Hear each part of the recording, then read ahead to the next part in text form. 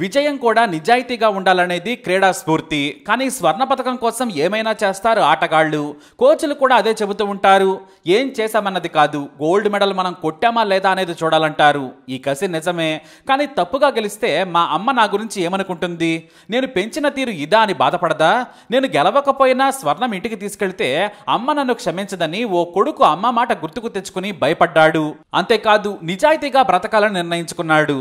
తాను గెలిచే అవకాశం ఉన్నా కూడా నిజమైన ఆటగాడిని గెలిపించి తాను 2వ స్థానంతో సరిపెట్టుకున్నాడు. ఒలింపిక్స్ జరుగుతున్న ఈ వేళ ఈ గొప్ప క్రీడా స్ఫూర్తి కథ సోషల్ మీడియాలో వైరల్గా మారింది. కెన్యా అథ్లెట్ ఎబెల్ ముత్తాయికి పరుగు వీరుడు అనే పేరుంది. అయితే అతను ఎప్పట్లాగే 60 దేశాల క్రీడాకారులను వెనక్కి నెట్టి ముందు పరిగెడుతూ ఉన్నాడు. ఎబెల్ వెనకాల స్పానిష్ రన్నర్ ఇవాన్ ఫెర్నాండెజ్ వస్తున్నాడు. తనకు సెకండ్ ప్లేస్ అని అతనికి తెలిసిపోయింది. ఎందుకంటే ముందు ఎబెల్ మెరుపులా పరిగెత్తి ఎక్కడో ఉన్నాడు.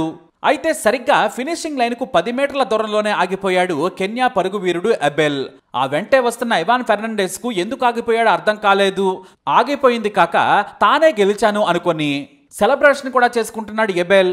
పైగా దూరం నుంచి నవ్వుతూ చూస్తూ సైడ్ ఇచ్చి నిలబడ్డాడు.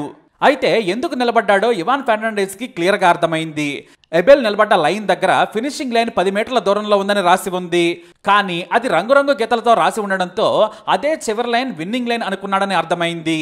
ఆ వెంటనే ఇవాన్ ఫెర్నాండెజ్ వెనుకాల కూడా ఇంకా చాలా మంది వస్తున్నారు కదా, వారిని కూడా గుర్తించి వెంటనే కెన్యా అథ్లెట్ ఎబెల్ ను నెట్టి కమాన్ అంటూ ముందుకు తీసుకెళ్లి గెలిపించాడు. తాను 2వ స్థానంలో నిలిచాడు. అక్కడుండి అది చూసిన వారంతా కూడా కొంతమంది ఆశ్చర్యం వ్యక్తం చేసినా కొంతమంది చప్పట్లు కొట్టారు.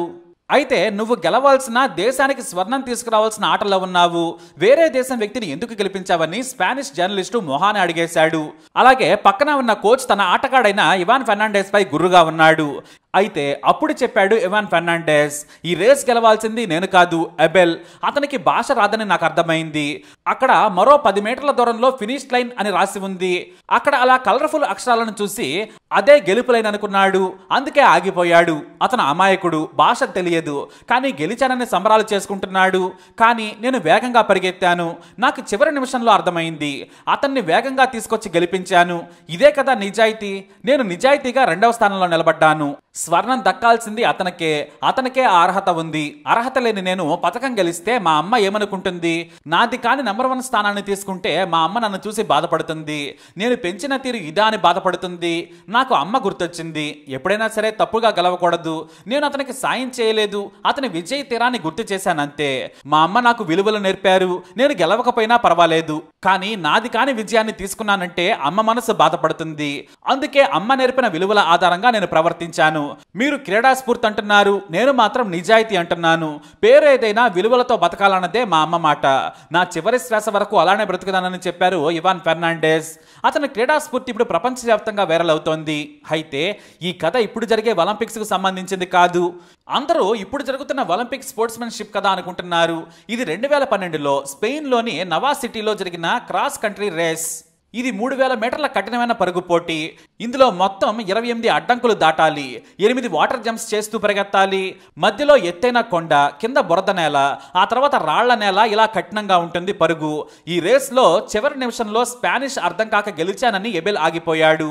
ఇక తన దేశంలో జరిగే పోటీలో నిజాయితీగా ప్రవర్తించి ఇవాన్ ఫెర్నాండెజ్ చరిత్రలో నిలిచిపోయే క్రీడా స్ఫూర్తి ప్రదర్శించాడు. ఇప్పుడు ఒలింపిక్స్ జరుగుతూ ఉండడంతో ఇది మళ్లీ వైరల్గా మారింది. అయితే ఇది నేటి ఒలింపిక్ కథ కాదు. పాతదే అయినా కూడా అమ్మ చెప్పిన విలువలకు కట్టుబడ్డ ఇవాన్ తరాలు మారినా కూడా గుర్తుండిపోతాడు. ఒక తరం నుంచి మరో తరానికి మనం అందించాల్సింది ఆస్తులు కాదు, మంచి విలువలు.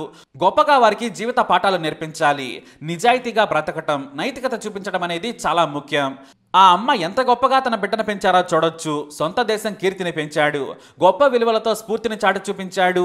Salute Ivan Fernandez. అంతకంటే ముందు నిన్ను గొప్పగా పెంచిన అమ్మకు వందనమంటున్నారు నెటిజన్లు.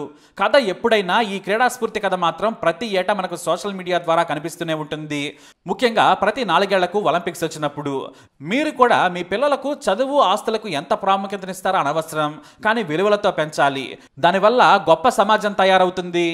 మరి ఈ కథపై మీరేమంటారు? మీ అభిప్రాయాన్ని కమెంట్ ద్వారా తెలియజేయండి. వీడియోని లైక్ చేయండి, షేర్ చేయండి, మా ఛానల్ని సబ్స్క్రైబ్ చేసుకోండి.